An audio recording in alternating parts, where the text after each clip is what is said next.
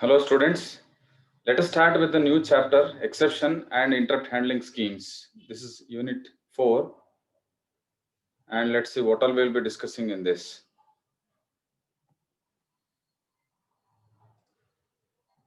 So in your previous classes, you have learned the features of ARM architecture.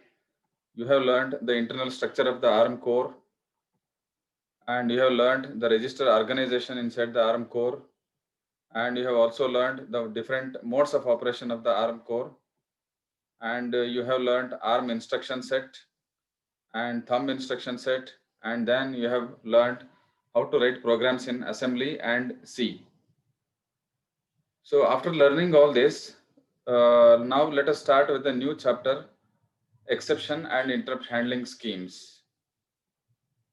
And in this chapter, we will be learning what is exception handling and what are the ARM processor exceptions or what are all the exceptions supported in ARM processor and what are all the associated modes and then we'll be discussing vector table and then we will be discussing exception priorities, uh, how these exceptions will be taken up when they occur simultaneously, and after that we'll be discussing link register offsets.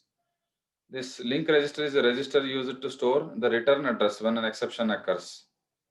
So ARM core will store the return address where it had stopped, and that helps us in resuming the main task after completing the exception handling.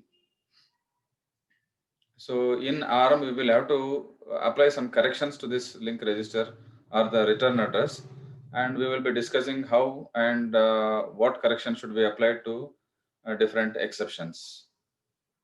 And then we will be discussing interrupts, how to assign these interrupts to various interrupt sources, and then we will be discussing the interrupt latency, and after that we will be discussing IRQ and FIQ exceptions. And after that, we will be discussing small code samples for enabling and disabling these IRQ and FIQ exceptions. And after that, we will be comparing these exceptions and interrupts also. And then we will be discussing interrupt handling schemes, how to handle these interrupts to reduce the interrupt latency. And among the many different handling schemes, we will be discussing these two important handling schemes, that is nested interrupt handling and non-nested interrupt handling. And after that, we will be discussing the design of interrupt stack. What should be the stack associated with these interrupts? What should be its size and position? All that we will be discussing in this last unit. So this chapter will be taught to you in 7 different sessions, and uh, okay, let's start with the exception and interrupt handling schemes. See, these embedded systems, when they are on, they will be continuously dealing with various requests and error conditions. So they will be encountering many different errors and they will be getting various requests from peripherals attached to them. So one such example is, let's say an embedded system will have a power management system. Assume of your mobile phone itself. It will have a battery, and when it has a battery, it will have a battery management system. So the primary function of this battery management system is to monitor the health of the battery and keep reporting it to the application or the operating system, so that operating system can take necessary action. If battery is getting drained out, so it will have to shut down the device like that. So such signals it keeps intimating to the operating system through these requests. And let us take another example of a watchdog timer. And these watchdog timers are primarily used to signal malfunctions with the softwares. In case if some applications get stuck in somewhere, so these watchdog timers will reset the whole system so that the device will come out of the loops. So often it happens like embedded systems or some applications running get stuck in some loops due to various reasons. Let us not get into the details of them now at this point. So just these watchdog timers help us in coming out of such unwanted loops. And there will be some wake up alerts also. Wake up alerts alert the system to start once again from the sleep mode on some different user requests or some signals from the peripherals. And there will be so many requests from input devices to the embedded system. Input devices may be keyboard, mouse, touchscreen, and so on.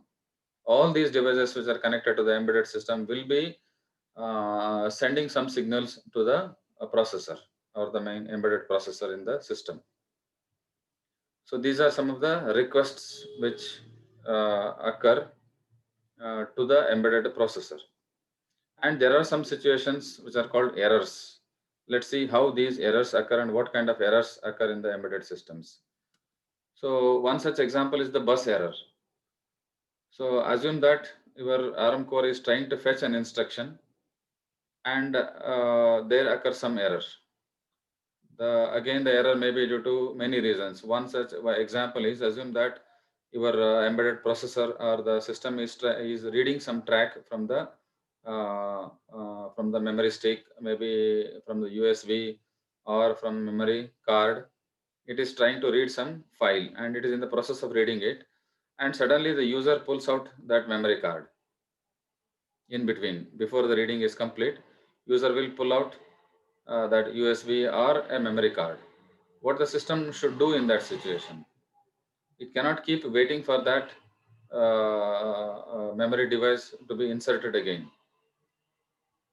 If the embedded system is designed properly, embedded system will safely come out of such situation. Otherwise, it's a error. A processor may get stuck in that.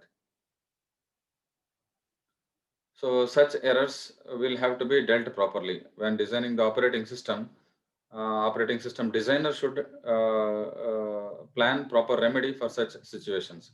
Otherwise, the whole embedded system may start malfunctioning or it may get stuck in some such loops. And there is one more error, such error. We call it as memory access violation error. So these errors occur when the processor is trying to fetch some memory location for which it does not have access rights. For example, assume that there is a flash for storing the program, where usually embedded system will store the permanent program. And if by some chance, if the user program or an application tries to write something to that part of the flash, that is an error because writing to the flash by an application is prohibited. So that is an error. In such situations, errors will be raised and applications or the operating system will have to do remedy to such errors. And there is one more case. So assume that a processor is fetching instructions and it is executing one after the other. And when the processor has fetched an instruction, it will decode to execute that instruction. And after decoding, it finds that the instruction it has fetched does not belong to its instruction set. Then what the processor should do? Normally, such things will not happen generally because the compilers or the assemblers we use to generate the machine code for a particular embedded processor are well designed and they will generate the code exactly to that processor. So there will be no question of undefined instruction generally, but it happens when, for example, if the code generated is for some higher end microcontroller, higher end processor, and a user tries to run the same code on some lower end processors. In such situations, these undefined instructions may occur. The instructions which are meant for some higher end processor may be executed, or a user is trying to execute such instructions which are meant for higher end processors or on some lower end processors. And there is one more case when such undefined instructions are flagged. Like assume that some instruction is targeted to a coprocessor. In embedded systems, normally ARM processor or any such processor will have a coprocessor attached to it. Coprocessor in the sense it may be a processor for calculating the floating point multiplications or floating point divisions. Such specialized tasks will not be handled with the normal processor. There will be dedicated processors for handling such floating point operations. So such instructions which are not in the ARM instruction set may be in fact meant for the coprocessors. In such case, the instructions which are undefined for the ARM processor are defined for the coprocessor. So in such cases, ARM processor will wait, or the main processor will wait for the coprocessors to claim those instructions and complete them executing. If that happens, the main processor core will continue with fetching the next instruction. And in case if the main processor and none of the coprocessors claim that instruction, then an undefined instruction error will be raised. Error will be raised, and operating system will have to take necessary action in such situations. So these are some of the errors and requests that may occur during the execution or when the embedded systems are running. So the first four points, I mean, the requests marked here in this slide are treated or are called as interrupts, because these are the requests to the processor from the peripherals connected to it. And the last three are, which are errors actually, are actually called as exceptions. And in fact, exception is a umbrella term which includes everything, all the error conditions and even the requests. So even the interrupts are classified, are generally called as exceptions. But to be precise, the requests are generally called as interrupts and the errors are called as exceptions. So these are some of the unwanted or unexpected situations an embedded system processor will encounter when it is working.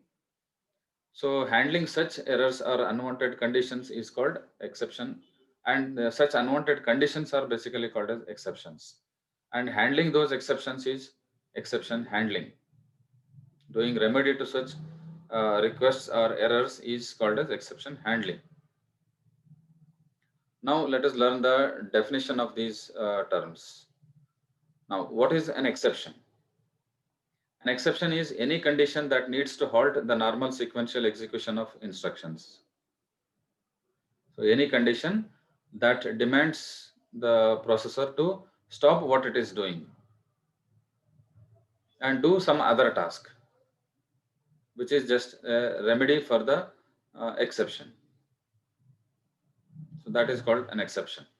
So examples in ARM processors are resetting the ARM core.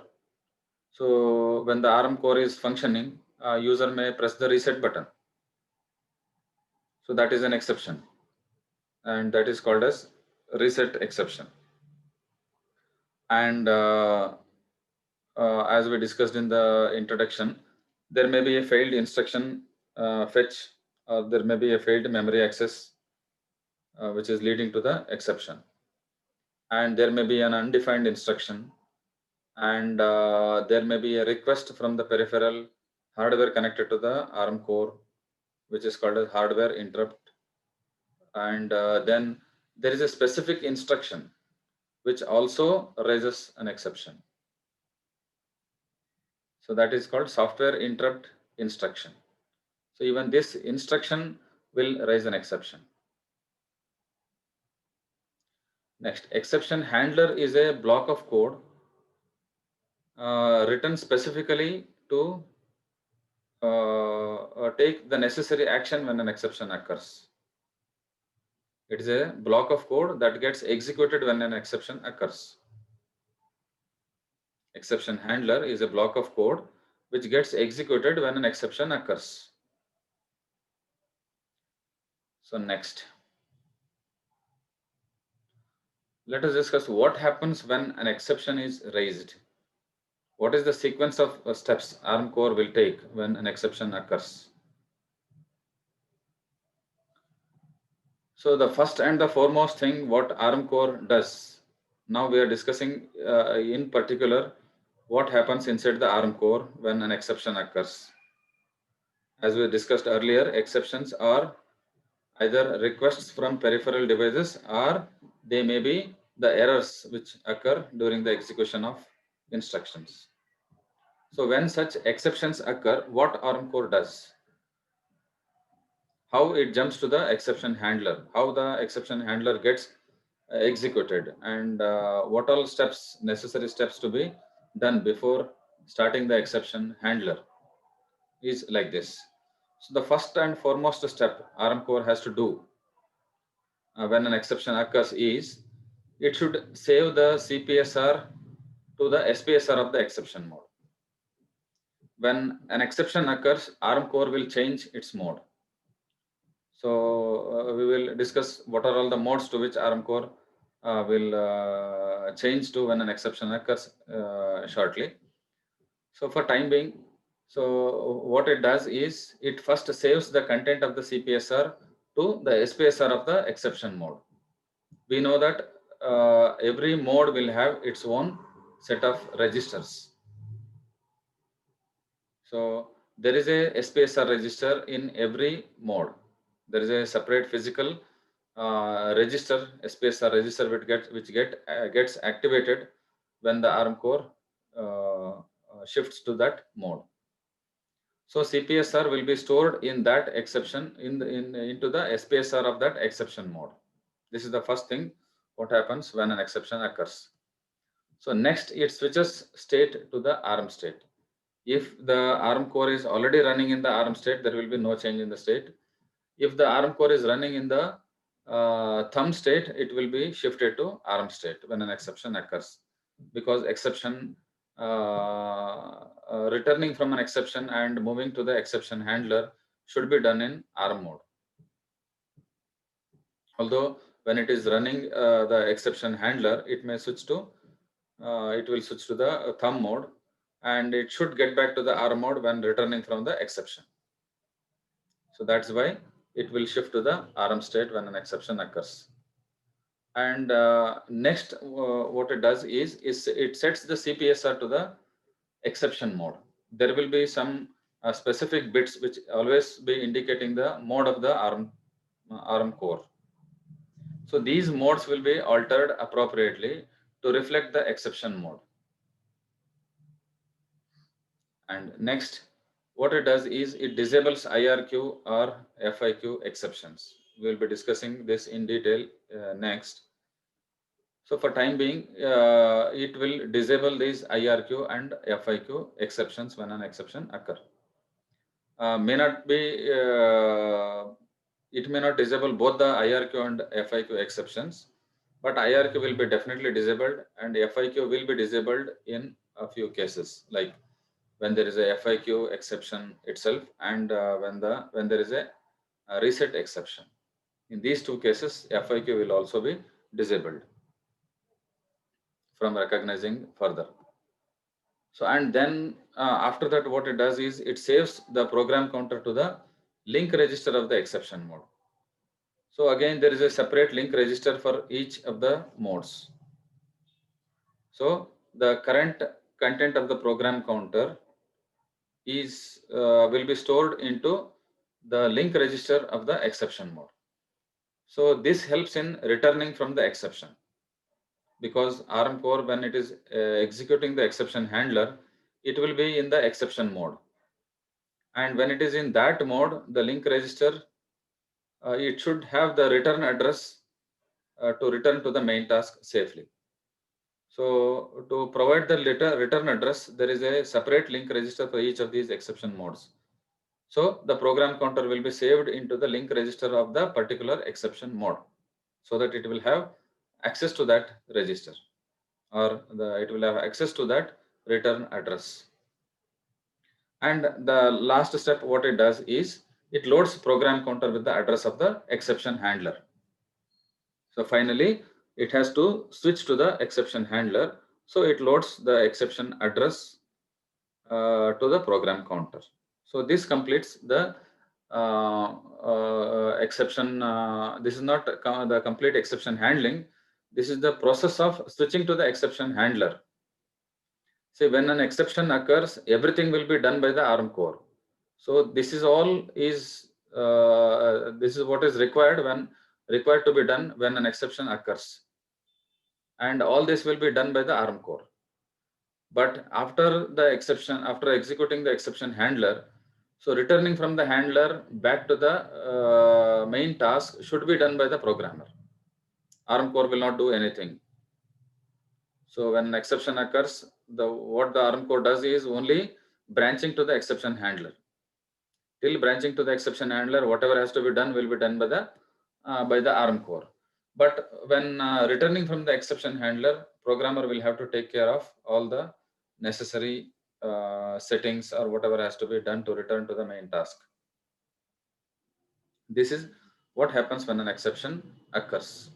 Now let us move on to the modes. What are all the modes associated with these exceptions, and what are all the exceptions supported in ARM core? See, ARM core supports about 7 different modes. We have learned this when learning the architecture. ARM core can run in 7 different modes. And there are 5 different modes, and there are 7 exceptions also. There are 7 modes and there are 7 exceptions. But all these exceptions will not have unique modes.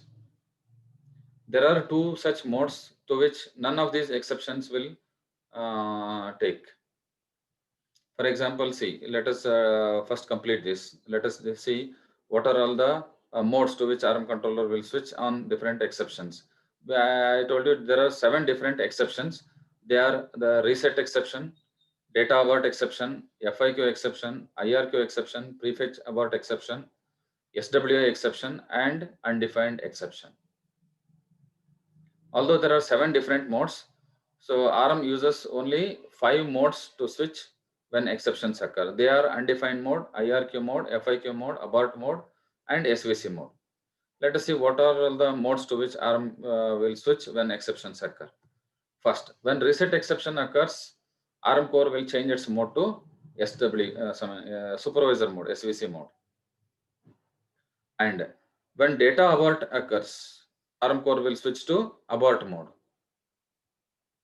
And when FIQ exception occurs, ARM core will switch to FIQ mode. And when IRQ exception occurs, ARM core will switch to IRQ mode. And when prefetch abort exception occurs, ARM core will switch once again to abort mode. See, when data abort and prefetch aborts occur, in both the cases, ARM core will switch to abort mode. And next is the SWI exception. When SWI exception occurs, ARM core will switch to SVC mode or supervisor mode. So both reset and SWI exceptions take ARM core to SVC mode. And the last exception, undefined exception, has its own mode, that is undefined mode. When undefined exception occurs, ARM core will switch to undefined mode. So these are the different modes to which ARM core will shift when on different exceptions. And these are the 7 exceptions supported in ARM. So next, let us see. So this is again the tabular representation of different modes associated with these exceptions. So for reset, the associated mode is SVC mode. Similarly, for data abort, it is abort mode. For fast interrupt request, it is FIQ, and for IRQ exception, it is IRQ mode. Prefetch abort exception, it is abort mode. And for SWI exception, it is SVC mode. And for undefined instruction exception, it is undefined mode. So now let us discuss what are the reasons for these exceptions and how these exceptions occur. So the first exception, that is the reset exception. Let us see how this reset exception occurs. So reset exception occurs when power is applied to the processor, and it also occurs when the processor reset pin is asserted. So reset exception occurs in two cases. It occurs when power is applied to the ARM processor or the processor core, and it also occurs when the reset input pin is asserted. Next, when the reset exception occurs, ARM core will switch to supervisor mode. Next, let us move on to the next exception, that is the data abort exception. So when data abort exception occurs, data abort exception, how data abort exception occurs? So again, data abort exception occurs when the memory controller indicates that an invalid memory address has been accessed, or when the current code attempts to read or write to a memory without the correct access permission. So as I said earlier, usually program memory cannot be accessed by the application program, which is meant for storing the program permanently. So suppose you try to write something to the program memory block. So that is an access violation. So you may be trying to write data to some memory location which does not physically exist at all. Or you may be trying to read some data byte from a memory location which does not exist, or which may be write only. The memory location or the register you are trying to read may belong to some peripheral which has only write access. In all such situations, when the processor core is trying to fetch some data and it fails, will result in data abort. And when data abort occurs, ARM core will switch to abort mode. So next exception, that is the fast interrupt request exception. Fast interrupt request exception occurs when the external peripheral asserts the FIQ pin. For FIQ exception occurs when the external peripheral asserts FIQ pin. And when FIQ exception occurs, ARM will switch to FIQ mode. Next, similarly, when IRQ exception occurs when there is a when there is an assertion from the on the IRQ pin by an external peripheral, or when an external peripheral asserts IRQ pin, IRQ exception occurs. And when IRQ exception occurs, ARM will switch to IRQ mode. Next is the prefetch abort. So prefetch abort exception occurs when there is an attempt to fetch an instruction which results in memory fault.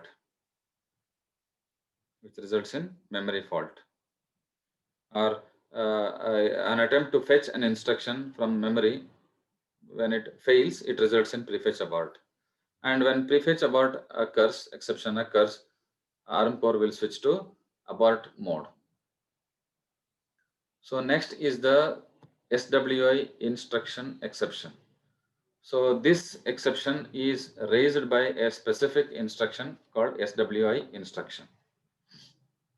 So when software interrupt instruction is executed, SWI exception occurs. And when SWI exception occurs, ARM core will switch to supervisor mode. So next is the undefined instruction exception. So an undefined instruction exception occurs when an instruction not in the instruction set reaches the execution stage of the pipeline.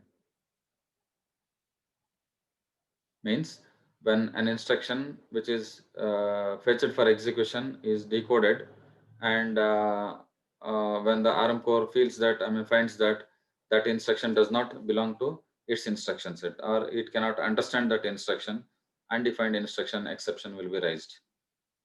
Usually undefined instruction exception will not be raised immediately on learning that it does not belong to its instruction set. In fact, the processor core will wait if it belongs to any of the co-processors attached to it. If none of the coprocessors claim that instruction, then the processor core or the ARM core will raise an exception. ARM core will raise an exception when the instruction does not belong to its instruction set, or when the instruction when the instruction is not claimed by any of the peripherals or any of the coprocessors, because the coprocessor and the ARM core both will be following the same pipeline. If the instruction is not claimed by ARM core, it will be claimed by some coprocessor. If none of them claim, then there is an exception that is called as undefined instruction exception. And when undefined instruction exception occurs, ARM core will switch to undefined mode. So these are the 7 different exceptions and the causes of these exceptions and the different modes associated with these exceptions. So next, let us move on to the vector table. So what is a vector table? And from this table, we can see some addresses shown against each of these exceptions.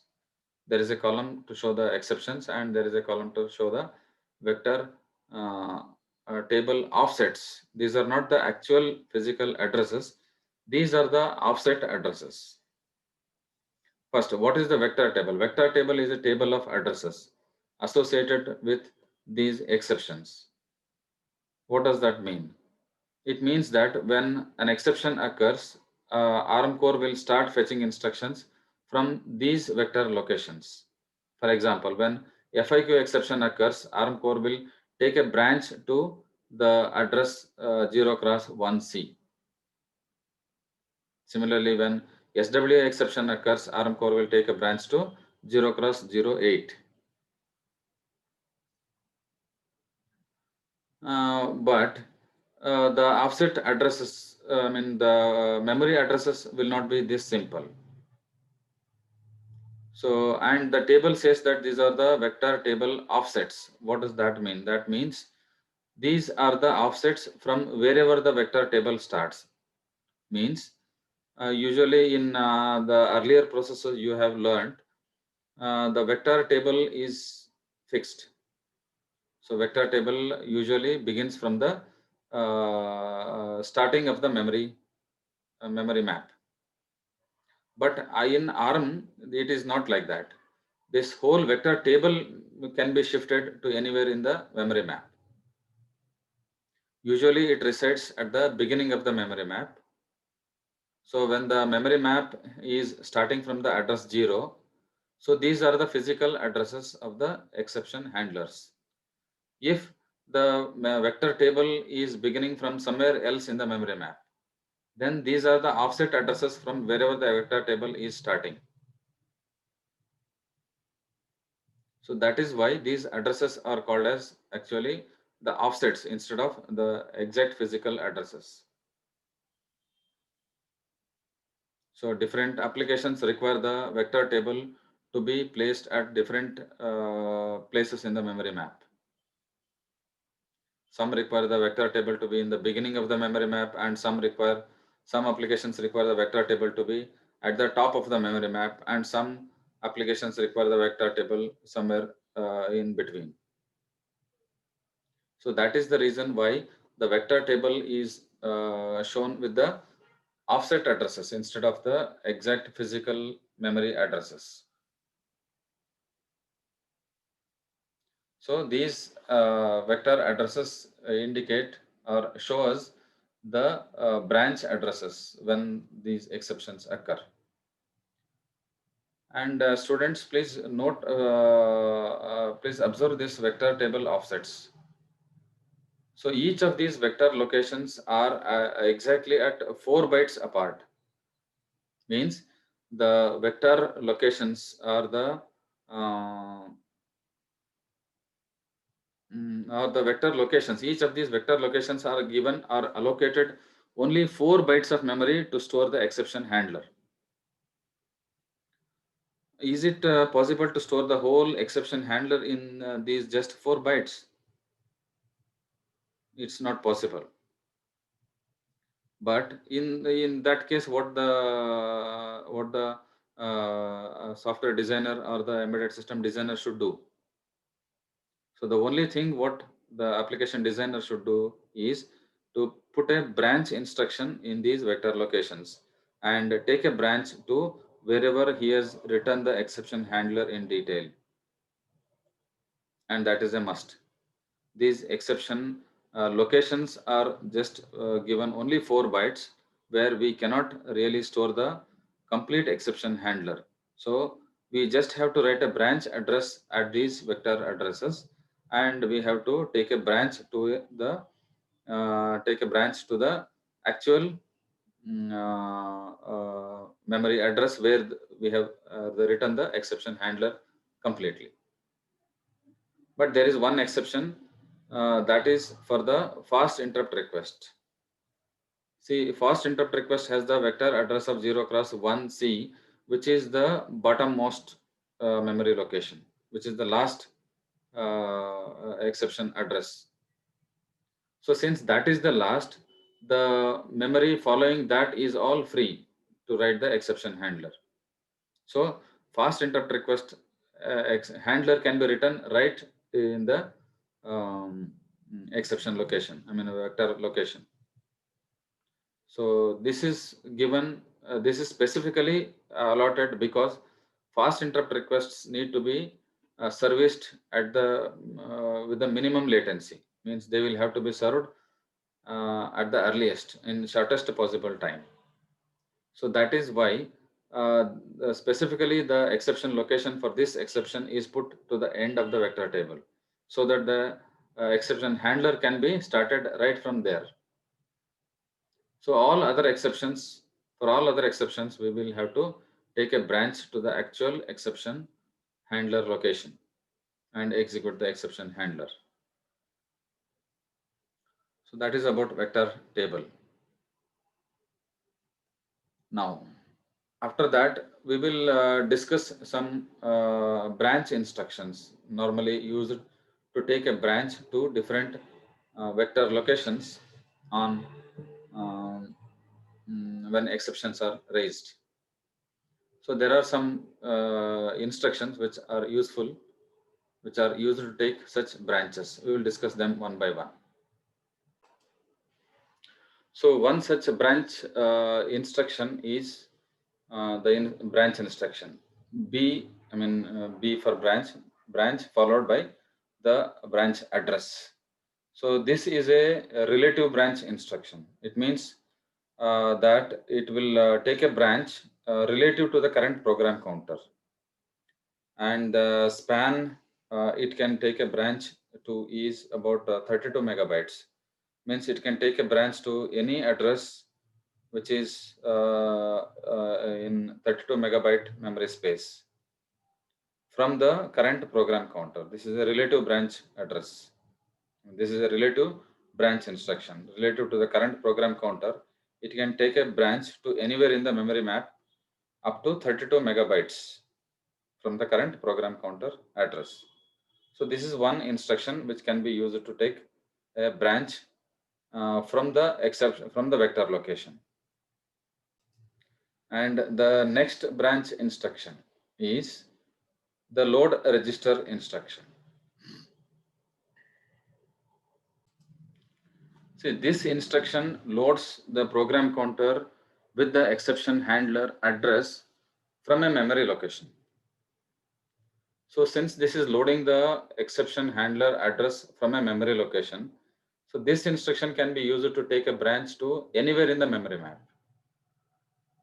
because the whole 32-bit address will be loaded to the program counter from another memory location, which is at an offset from the PC.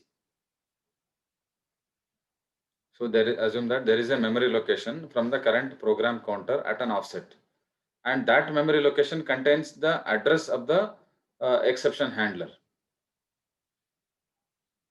and that address will be loaded into the program counter with this instruction, that is load register instruction. And this can be used to take a branch to anywhere in the whole memory map, because the branch address is not represented in the instruction. So branch address is taken from a memory location. So the next instruction is again a similar load register instruction. This also loads the exception handler address to program counter from a memory location, but from a specific memory location. So this is used in case of interrupts, that is IRQ and FIQ exceptions. And this instruction with a specific memory address or with a specific offset address is used only when there is a vector interrupt controller. Only when there is a vector interrupt controller connected with the ARM core. So the ARM core or the ARM processor we will be learning in this subject, ARM7 TDMIS or ARM7 has a vector interrupt controller. And there will be a specific register from where the processor will take the branch address when an exception occurs is at this memory address. So the address of that register which supplies the actual exception handler address when an exception occurs is taken from that register, and this instruction is specifically used to branch to that memory location. So this instruction is specifically used when there is a vector interrupt controller attached to the ARM core. So with this specific offset, we are accessing the branch address from the vector interrupt controller register, which actually supplies when an exception is raised or when an exception is raised by the vector interrupt controller. This instruction is used.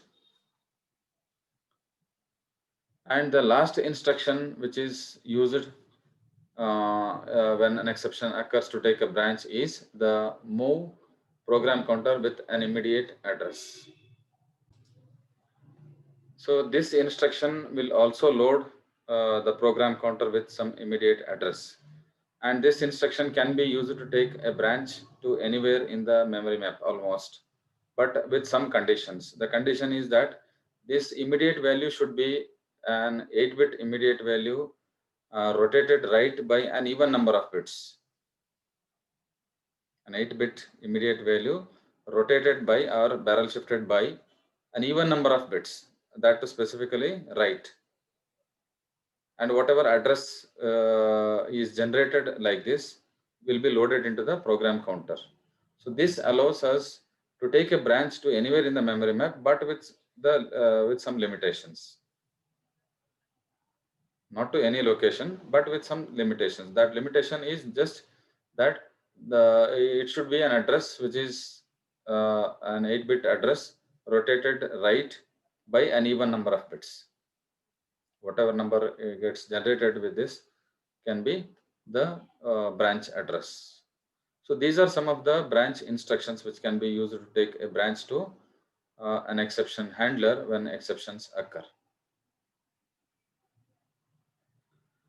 So that's all students for this first session, the first class. So now, in this chapter, or sorry, in this video, in this first session, we have learned what is exception, and then we learned what is exception handling. What is an exception? Exception is any condition that needs to halt the normal sequential execution of instructions. And what is exception handler? Exception handler is a block of code which gets executed when exceptions occur. And after that, we learned the different modes associated, or the different modes supported in ARM core. And we also learned the different modes associated with these exceptions.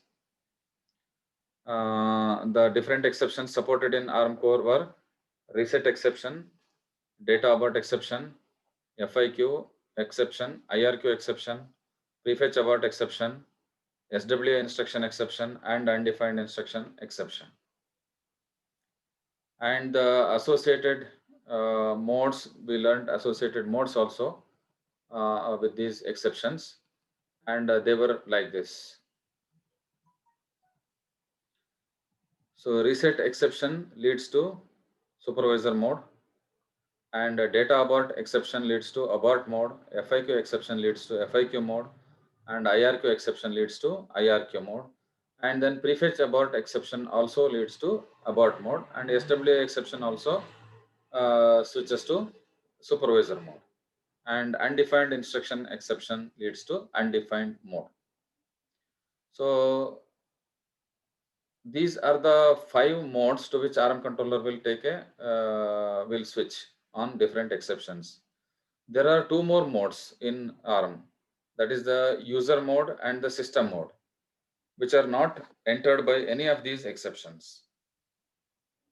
User mode and system mode are the 2 modes which are not entered by any of these exceptions. And to enter these exception modes, to enter these modes, we will have to, the only way is to make appropriate changes to the CPSR to go to these modes.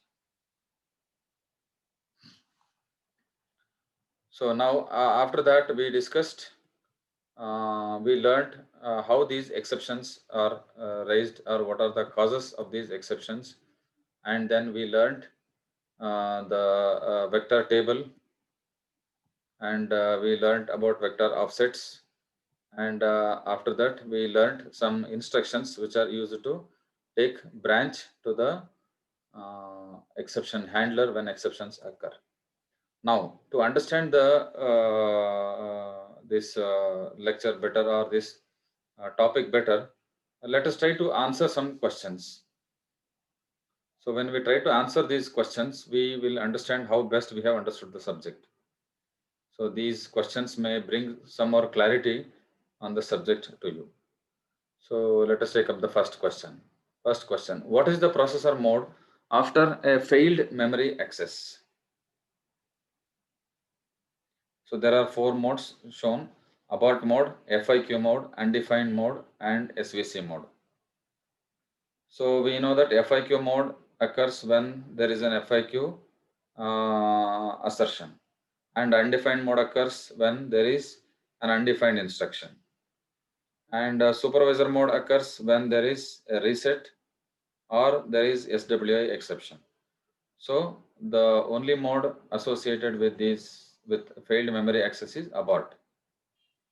And abort mode, ARM core switches to abort mode in 2 cases: when there is failed access for data, and when there is failed access for instruction. That is, when there is data abort exception and when there is prefetch abort exception, ARM core will switch to abort mode.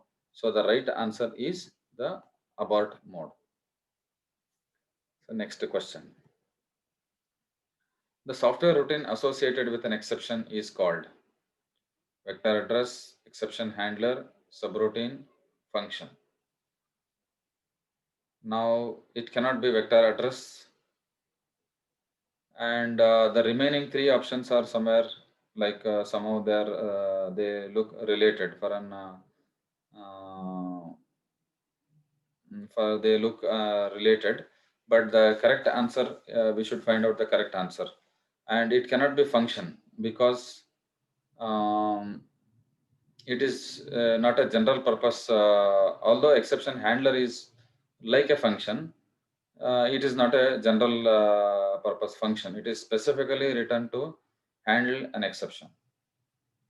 And it cannot be a simple subroutine also, though it looks like subroutine, and it is called just similar to subroutine.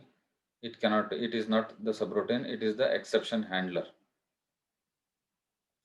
So these exception handlers can be called as subroutines. They are the subroutines written specifically for handling the exception.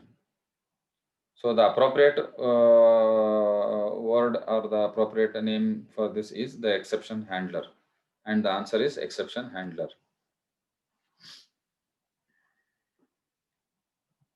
So the next question, what is the mode of the ARM core on reset? So as I said in the first question or in the earlier discussion, it should be the SVC mode. It is the SVC mode. So ARM core will switch to SVC mode on two exceptions. One is the reset exception and the other is the SWI exception. So next question. What is the vector offset address of reset exception?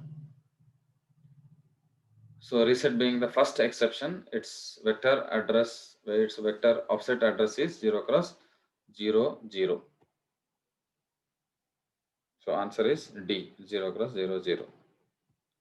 So next, exception vector locations can only have branch addresses. Although it is true for 6 exceptions, it cannot be true for all the exceptions. So exception vector locations can only have a branch address, that is false. So because for FIQ exception, we can write the whole exception handler right at the exception location. So the answer is false. So return from an exception will always be in the ARM state. So I have told you earlier that the exceptions will be handled in the ARM state only, because there are some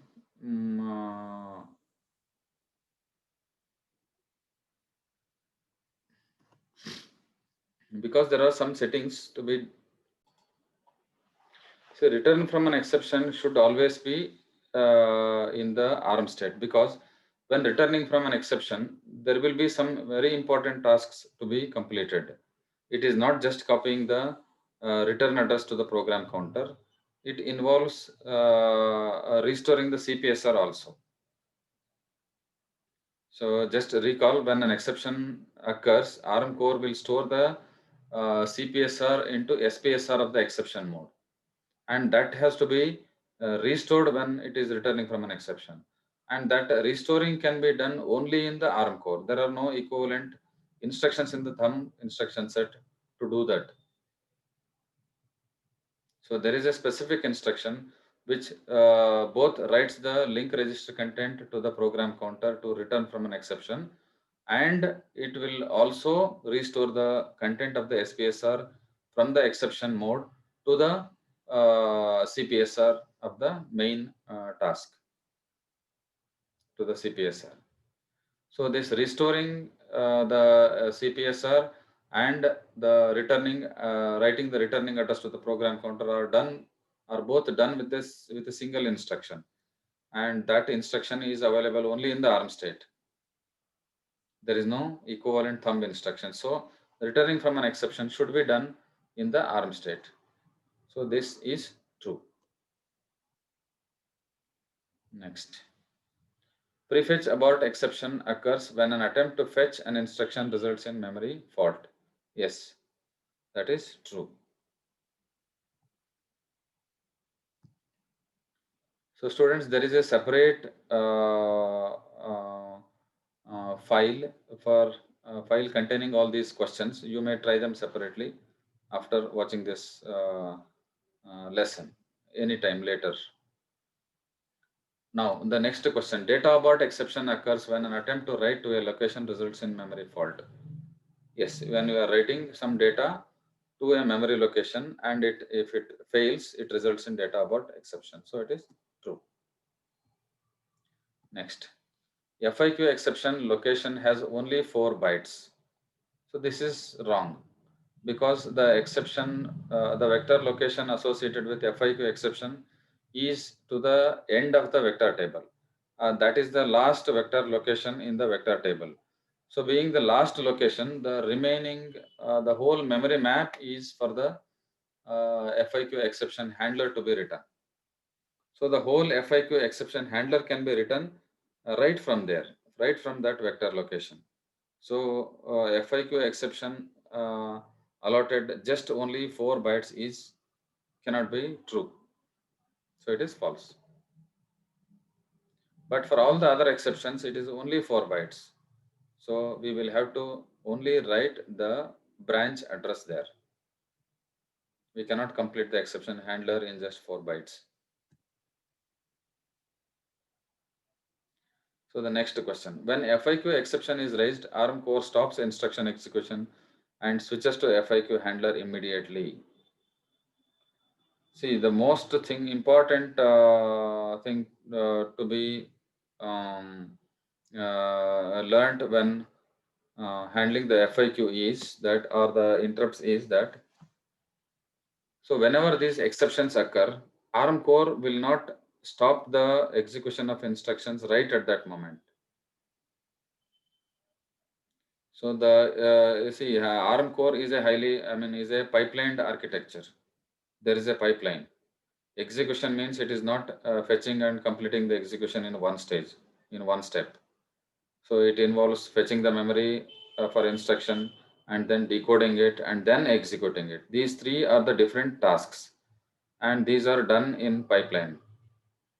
So when exceptions occur, or when an interrupt occurs, or when FIQ interrupt occurs, so ARM core will not stop the instruction which is in the execution stage. However big the instruction is, however large the instruction is, the instruction in the execution stage will be completed, and then the exception handling will be taken up. So that is why when an FIQ exception is raised, ARM core stops instruction execution and switches to FIQ handler cannot be true. It won't stop the instruction in the execution stage. It will complete the instruction in the execution stage, and then uh, it switches to the exception handler. So the option is false. This cannot be true. So these are some of the objective questions which will clarify the concepts with the class. Hope you understood this session well. Thank you.